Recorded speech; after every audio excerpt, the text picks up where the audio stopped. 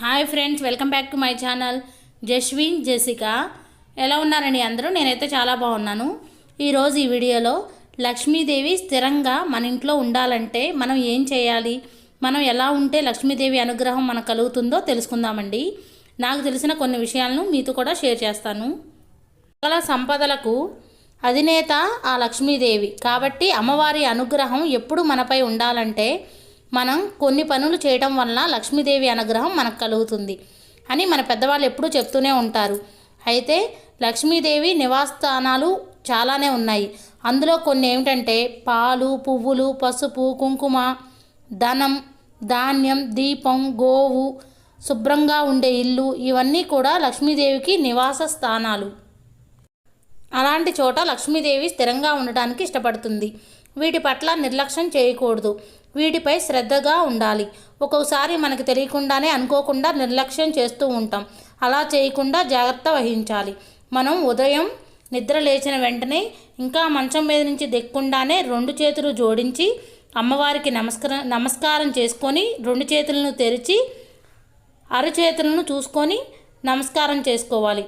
మనం బెడ్రూమ్లో ఏ దేవుడి ఫోటో ఉంటుందో ఆ దేవుడి ఫోటోని చూసి నమస్కరించుకోవాలి.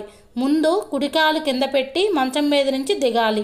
తర్వాత మనకున్న పనులన్నీ చేసుకోవాలి. మనం స్నానం చేసిన తర్వాత మన ఇంటి ముందు ముగ్గు వేసుకోవాలి. ముగ్గు చిన్నదా పెద్దదా అనేది కాదు, అందంగా వేసుకోవాలి. ఏదో 2 గీతలు గీసాంలే అనుకున్నట్టుగా కాకుండా ముగ్గు చిన్నదైనా నీట్గా వేసుకోవాలి. మనం ప్రతిరోజు ముగ్గు వేసుకోవడం వల్ల ఎలాంటి దుష్టి శక్తులు రాకుండా ఉంటాయి. లక్ష్మీదేవి మన ఇంట్లోకి రావడానికి ఆహ్వానం పలికినట్టుగా ఉంటుంది. గడపకి కూడా పసుపు రాసి కుంకుమ బొట్లను పెట్టుకోవాలి. ప్రతిరోజు పెట్టుకుంటే చాలా మంచిది. వీలు కాకపోతే మంగళవారం, శుక్రవారం రోజు తప్పనిసరిగా గడపకి పసుపు రాసి కుంకుమ బొట్లను పెట్టుకోవాలి. అమ్మవారు వచ్చేలా ముగ్గు వేసి రాగి చెంబు పెట్టుకోవాలి. ఈ విధంగా ప్రతిరోజు పెట్టుకుంటే చాలా మంచిది. రాగి చెంబుని సోమవారం పెట్టి గురువారం వరకు అలాగే ఉంచాలండి. గురువారం రోజు మళ్ళీ మార్చి గురువారం రోజు కూడా మళ్ళీ పెట్టుకొని సోమవారం వరకు అలాగే ఉంచాలి. ఈ విధంగా వారానికి 2 సార్లు మార్చితే చాలా మంచిది. రాగి చెంబుని శుభ్రంగా కడిగి పసుపు రాసి గంధం కుంకుమ బొట్లను పెట్టి వాటర్తో నింపి పసుపు, కుంకుమ, అక్షింతలు, పువ్వులు, 1 రూపీ కాయిన్ వేసి గుమ్మం ముందైనా పెట్టుకోవచ్చండి. ఈశాన్య మూల పెట్టుకున్నా చాలా మంచిది. మనం ప్రతిరోజు పెట్టుకోలేకపోయినా శుక్రవారం రోజైనా అమ్మవారిని ఆహ్వానిస్తూ పెట్టుకుంటే చాలా మంచిది గుమ్మం ముందు. దీనివల్ల పాజిటివ్ ఎనర్జీ ఇంట్లోకి వస్తుంది. మన ఇంట్లో ఏదైనా నెగిటివ్ ఎనర్జీ ఉంటే బయటకు వెళ్ళిపోతుంది. మనం పూజ చేసుకునేటప్పుడు పూజ గదిని శుభ్రంగా నీట్గా ఉంచుకోవాలి. పూజ సామాన్లు ఏ రోజుకి ఆ రోజు క్లీన్ చేసుకోవాలి. ఒక మంగళవారం, శుక్రవారం తప్ప మిగతా అన్ని రోజులు కూడా క్లీన్ చేసుకోవచ్చు.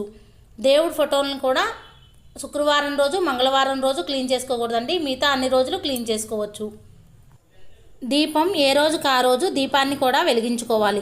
ప్రతినిత్యం దీపారాధన చేస్తే చాలా మంచిది. ఇంట్లో అందరూ కూడా సంతోషంగా ఉండాలి. ఎవరి ఇంట్లో అయితే సంతోషంగా గొడవలు లేకుండా అరుసుకోవడం, తిట్టుకోవడం లాంటివి లేకుండా ఉంటాయో వారింటికి అమ్మవారు రావడానికి ఇష్టపడుతుంది. అలా కాకుండా గొడవలు పడడం, అరుసుకోవడం, తిట్టుకోవడం ఇలా చేసేవారింటికి అమ్మవారు రావడానికి అస్సలు ఇష్టపడదు. ఎక్కడైతే ప్రశాంతంగా శుభ్రంగా ఉంటుందో ఆ ఇంటికి అమ్మవారు వస్తారని, స్థిరంగా ఉంటుందని మన పురాణాలు చెప్తున్నాయి. అలాగే వేళకాని వేళలో పడుకోవడం, బద్ధకంగా ఉండడం, ఎప్పుడు పనులు అప్పుడు చేసుకోకుండా ఉన్నవారింటికి అమ్మవారు రావటానికి ఇష్టపడదంట. మనందరికీ తెలిసిన విషయాలైనా కొన్నిసార్లు మనకు తెలియకుండా పొరపాట్లు చేస్తూ ఉంటాం. మనం యాక్టివ్గా ఎప్పటికప్పుడు మన పనులు చేసుకొని మన ఇల్లు నీట్గా పెట్టుకోవాలి. మంచి ఆలోచనలతో ఉండాలి. అలా ఉండడం వలన అమ్మవారు మన ఇంటికి రావడానికి ఇష్టపడుతుంది. శుక్రవారం పూట జుట్టు కట్ చేసుకోవడం కానీ, గోళ్ళు కట్ చేసుకోవడం కానీ చేయకూడదు. మనకి ప్రతిరోజు పూజ చేసుకోవడం వీలు కాకపోయినా కనీసం శుక్రవారం రోజైనా అమ్మవారికి పూజ చేసుకొని గుమ్మానికి పసుపు రాసి కుంకుమ బొట్లను పెట్టుకోవాలి.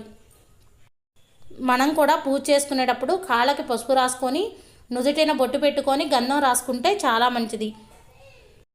అమ్మవారు మన ఇంటికి వచ్చే టైము 6 కాడ నుంచి 6:30 దాకా ఉంటుందండి. ఈ అర్ధగంట సేపు కూడా మన ఇల్లుని చీకటిగా లేకుండా కాంతివంతంగా ఉంచుకోవాలి. చాలామంది ఇంట్లో ఒక లైటే వేస్తారు. అలా కాకుండా మన ఇంట్లో ఎన్ని లైట్లు ఉంటే అన్ని లైట్లను ఒక హాఫ్ అన్ అవర్ పాటు వేసి ఉంచాలండి. ఈ విధంగా చేయడం వల్ల అమ్మవారు మన ఇంట్లోకి రావడానికి ఇష్టపడుతుంది. సాయంత్రం లైట్ వేసిన తర్వాత అమ్మవారిని మన ఇంట్లోకి రామని నమస్కారం చేసుకోవాలి. మనం ఇలాంటి పనులు చేయడం వలన అమ్మవారు మన ఇంట్లోకి వస్తుంది, స్థిరంగా ఉంటుంది. ఇలా చేయడం వల్ల ఆర్థిక ఇబ్బందులు తొలగిపోతాయి. ప్రతి శుక్రవారం రోజు కూడా కామాక్షి దీపాన్ని వెలిగించుకుంటే చాలా మంచిది. కామాక్షి దీపాన్ని వెలిగించడం వలన మనకి ఏమైనా కోరికలు ఉంటే తప్పక నెరవేరుతాయి. గోమాతకి పూజ చేసినా చాలా మంచిది. గోమాతలో చాలామంది దేవతలు కొలువై ఉంటారు కాబట్టి గోమాత పూజ చేసుకుంటే లక్ష్మీదేవి అనుగ్రహం కలుగుతుంది. ఈ విధంగా కొన్ని జాగ్రత్తలు తీసుకోవడం వల్ల లక్ష్మీదేవి అనుగ్రహం మనకు కలుగుతుంది. మరిన్ని వీడియోస్ కోసం మన ఛానల్ని సబ్స్క్రైబ్ చేసుకోండి. నా ఈ వీడియో మీకు నచ్చిందని అనుకుంటున్నాను, ఎంతో కొంత యూజ్ అయిందని అనుకుంటున్నాను. ఒకవేళ నచ్చితే లైక్ చేయండి, షేర్ చేయండి, కామెంట్ చేయండి ఫ్రెండ్స్. కొత్తవారు ఎవరైనా చూస్తుంటే మన ఛానల్ని సబ్స్క్రైబ్ చేసుకోండి. పక్కనే ఉన్న బెల్ ఐకాన్ని యాక్టివ్ చేసుకోవడం వల్ల నేను పెట్టే ప్రతి వీడియో నోటిఫికేషన్ మీ దాకా చేరుతుంది.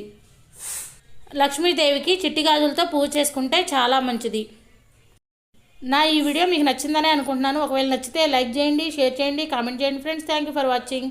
బాయ్ అండి.